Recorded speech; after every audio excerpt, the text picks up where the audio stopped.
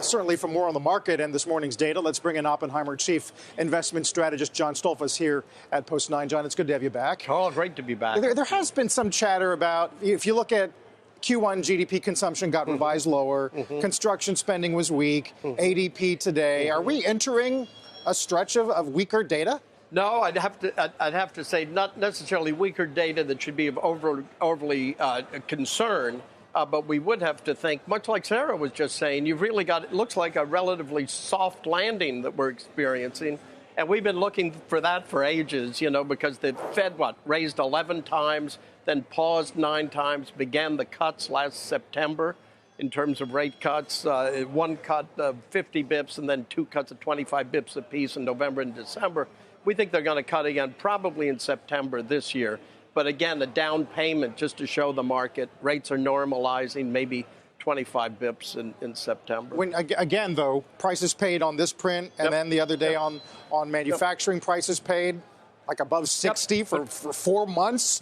Is that a landing? No, I think that we don't know really where the landing is, and a lot of that has to do relative to planning that's occurring related around the tariffs, which is still very much unknown where we land.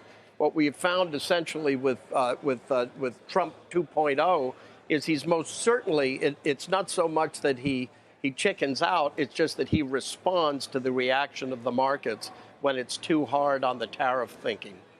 We've seen that over and over again since the tariffs were placed, much to all our surprise, I think, so high on April 2nd, he's maneuvered. Okay, so, Market's 20% off the lows that it hit on April 8th after Liberation Day. What does that tell you? Well, I think what it tells me, if I look at May, the best performing sectors were information technology, communication services, consumer discretionary, financials, and industrials, not necessarily in that order, but they were very, very powerful rallies. And we can't help but think the market is telling us most certainly where it wants to go. And I think it's illustrative to the administration, and that's for their consideration. I think Scott Bessent helps soften the harshness sometimes that comes out of the Oval Office.